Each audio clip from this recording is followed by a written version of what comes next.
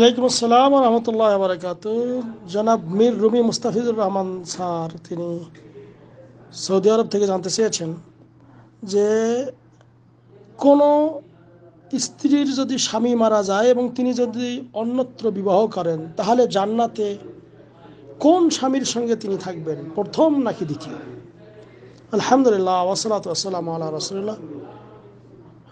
সম্মানিত স্যার, প্রথম কথা হলো যে আলহামদুলিল্লাহ, যারা ইমানদার হবে, মুমিন হবে, তাদের জন্য আল্লাহ রাব্বুল আলামিন জান্নাতের ব্যবস্থা করেছেন, বিশেষ করে নরনারী।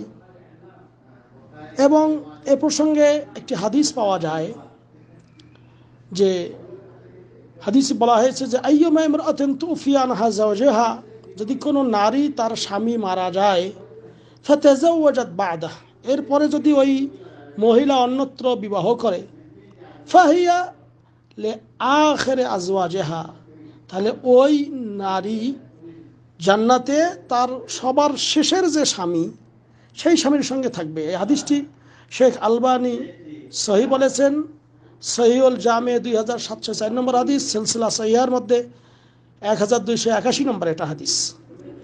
আবার কেউ কেউ মত পোষণ করেছেন, কেউ কেউ বলেছেন যে তিনটি অবস্থা হতে পারে। একটি হলো যে দুনিয়াতে যেই স্বামীর চরিত্র তার সবচেয়ে বেশি, সেই স্বামীর সঙ্গে থাকবে। আবার আরেকজন মত দিয়েছেন, কেউ কেউ মত দিয়েছেন যে তাকে এখতিয়ার দেয়া হবে যে দুই স্বামীর মধ্যে কাকে তুমি বেছে নেবে।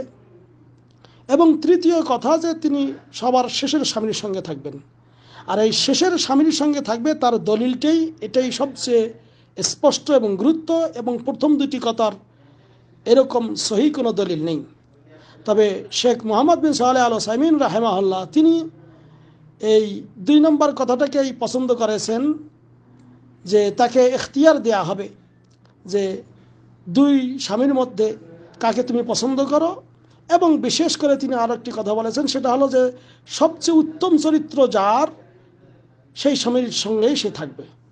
তবে হাদিসের অনুযায়ী যে সবার শেষের স্বামী যেটা হবে, যিনি হবেন, তার সঙ্গেই তিনি জান্নাতে থাকবেন। এবং আল্লাহ রাব্বুল আলামিন তিনি তো বিভিন্ন ওয়াদা অঙ্গীকার করেছেন যে যারা দুনিয়াতে এরকম করে নারী পুরুষ যারা দিনদার পরহেজগার ইত্যাদি হবে, এবং তাদেরকে আল্লাহ রাব্বুল আলামিন জান্নাতে একত্রিত করাবেন,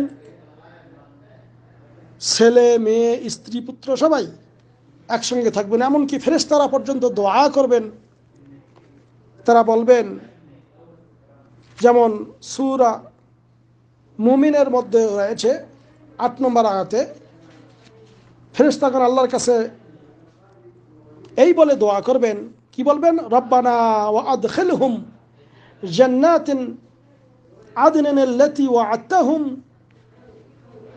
যে হে আমাদের প্রতিপালক, আপনি তাদেরকে প্রবেশ করান ওই জান্নাতে, যেই জান্নাতের আপনি ওয়াদা দিয়েছেন।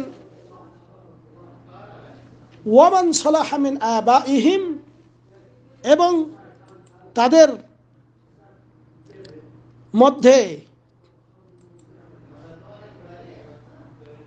মধ্যে যারা সালেহ ছিল, অর্থাৎ তাদের বাপ দাদা, এবং ও আজওয়াজিহিম তাদের স্ত্রীগণ, ও যুররিয়াতিহিম তাদের সন্তান সন্ততিগণ।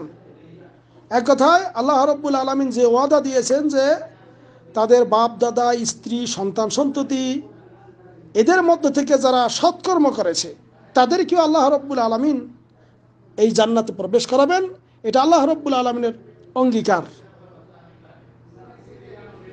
ইন্নাকা আনতাল আজিজুল হাকিম, নিশ্চয় আপনি তো পরাক্রমশালী প্রজ্ঞাবান। তো আয়াত থেকে স্পষ্ট যেটা প্রমাণিত, যে